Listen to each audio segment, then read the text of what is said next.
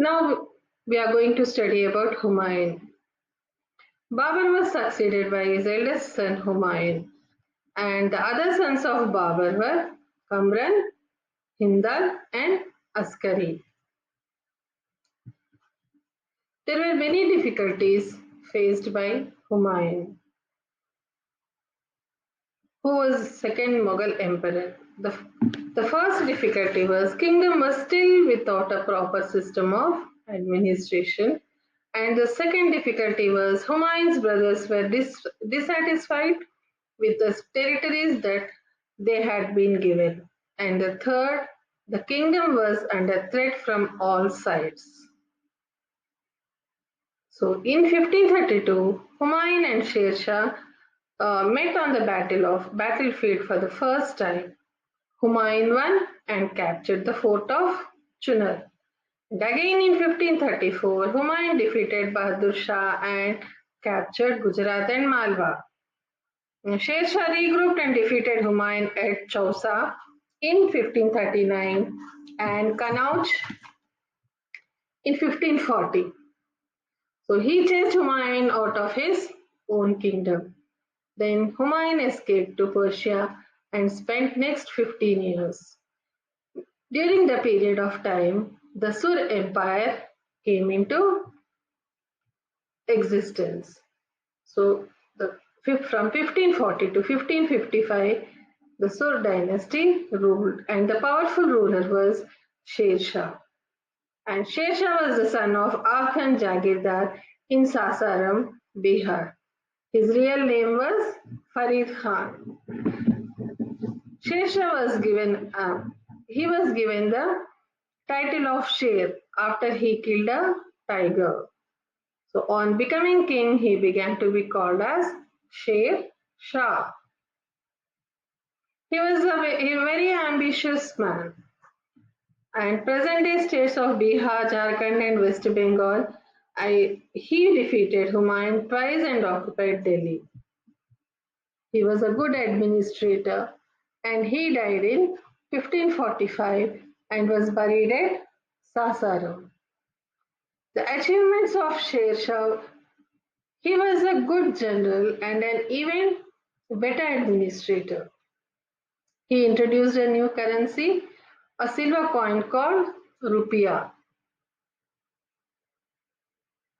He also reduced custom duties and built an excellent network. And he built the excellent network of roads, including Grand Trunk Road from Kolkata to Peshawar. The successors of Sher Shah Suri were very weak.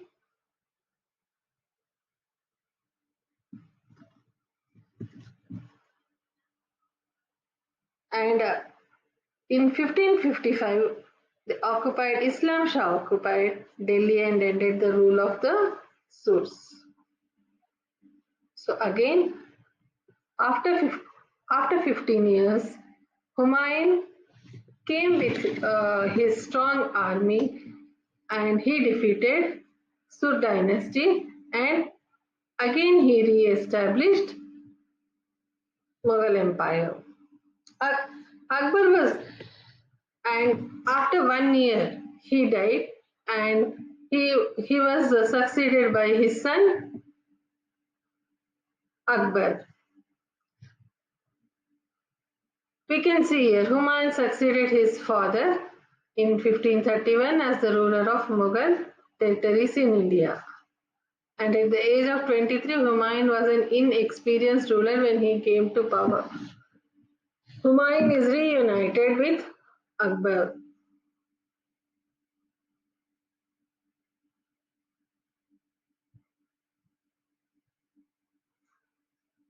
This is Humayun's tomb, where he was buried in Delhi. Humayun conquered the Punjab, Delhi, and Agra and reoccupied the throne of Delhi after the interval of 15 years. Next comes the successor of Humayun is Akbar. Abul Fatah. Jalaluddin Muhammad Akbar, popularly known as Akbar, literally the Great. He was born on 14th October 1542, also known as Akbar the Great. He was Mughal emperor from 1556 until his death. He was the third and one of the greatest rulers of the Mughal dynasty. And, and at the age of 13, he became emperor. Bairam Khan was appointed as Akbar's regent. Akbar's policies. Akbarnama tells us about Akbar's reign and his policies. Rajput Rajput policy, religious policy, and in Rajput's policy, Akbar defeated the Rajputs, but he did not humiliate them. He treated them very honorably. He allowed most Rajput kings to continue ruling over their territories. He did not interfere in their internal matters. He even married a Rajput princess and built a temple for her.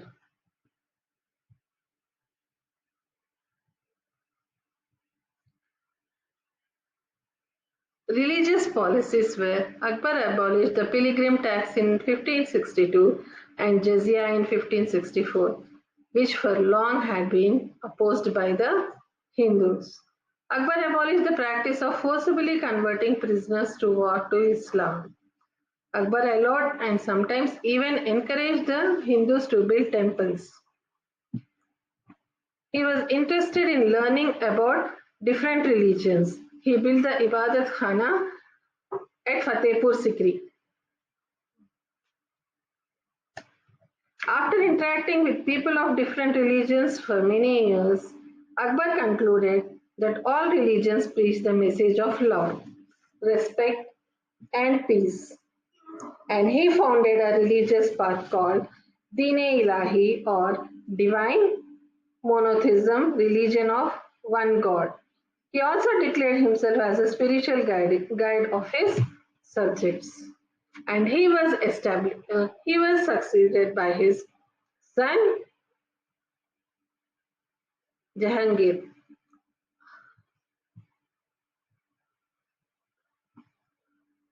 So the Mughal Emperor Akbar shoots the Rajput warrior Jaimal during the siege of Chittorgarh in 1567.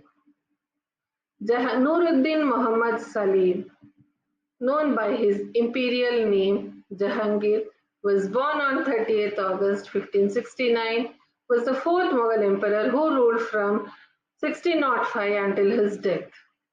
Jahangir was the eldest surviving son of Mughal Emperor Akbar and was declared successor to his father from the early age. And Jahangir was married to Shah Begum, a princess from Amber, who killed herself in 1605 out of shame at the rebellion of her son, Prince Khusrau.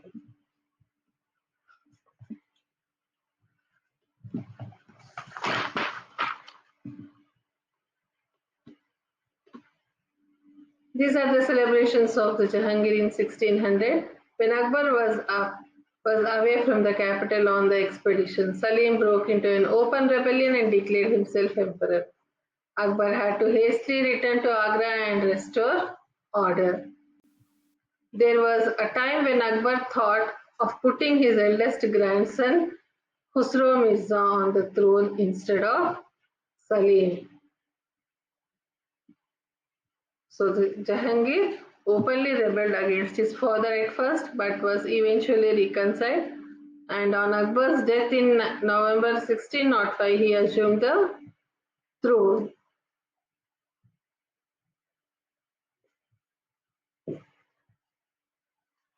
Nur Jahan. Nur Jahan was the wife of Jahangir. She was called as Meher-Unisa, occupies an important place in the history of Jahangir. She was the widow of a rebel officer, Sher Afghan of Mughals. She was beautiful and strong woman. She soon became Jahangir's favorite queen and assumed the title of Noor Jahan. Noor Jahan means light of the world.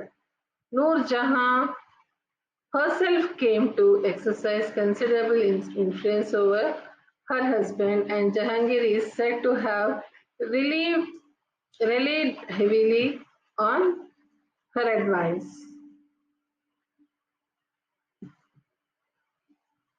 Jahangir was succeeded by his son Shah Jahan. Shahabuddin Muhammad Shah Jahan. Shah Jahan was born on 5th January 1594 and he was the fifth Mughal emperor of India. He is also known as Shah Jahan I, and Shah Jahan has left behind an extraordinary architectural legacy. It was at his command that the Taj Mahal was built in Agra in memory of his favorite wife, Mumtaz Mahal. Here we can see Taj Mahal.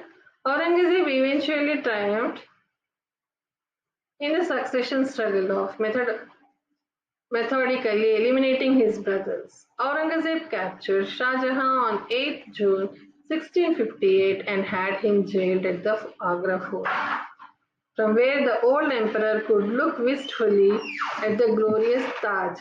Shah Jahan died in captivity on 22nd January 1666 and he was aged 72. This we can see the tomb of Mumtaz Mahal and Shah Jahan in Taj Mahal.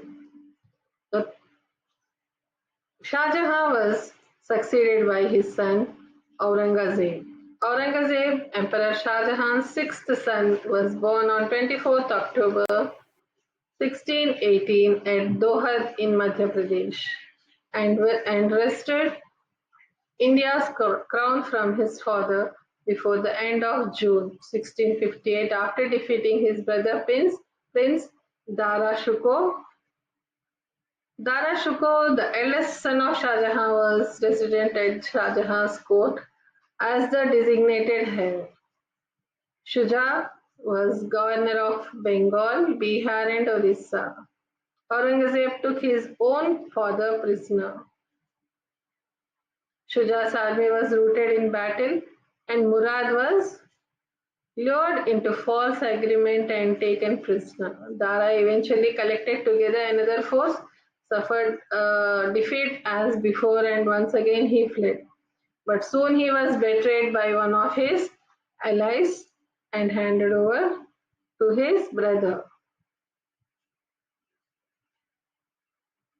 Aurangzeb seated on the peacock throne.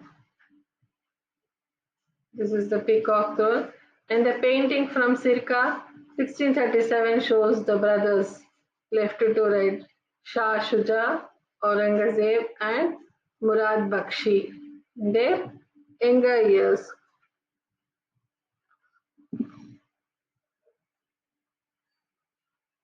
And up to from Babur to Aurangzeb, they were called as six great Mughal emperors. Bahadur Shah Zafar too. The successor of Aurangzeb was Bahadur Shah Zafar. Mirza Abu Zafar Sirajuddin Muhammad Bahadur Shah Zafar, also known as Bahadur Shah Zafar, was born on October 24, 1775. Bahadur Shah Zafar was the last Mughal emperor and a member of the Timurid dynasty. He was the son of Akbar II and Lal Bai, a Hindu Rajput. He became the Mughal emperor when his father died on September 28, 1837. He died on November 7, 1862 AD, Rangoon, British India.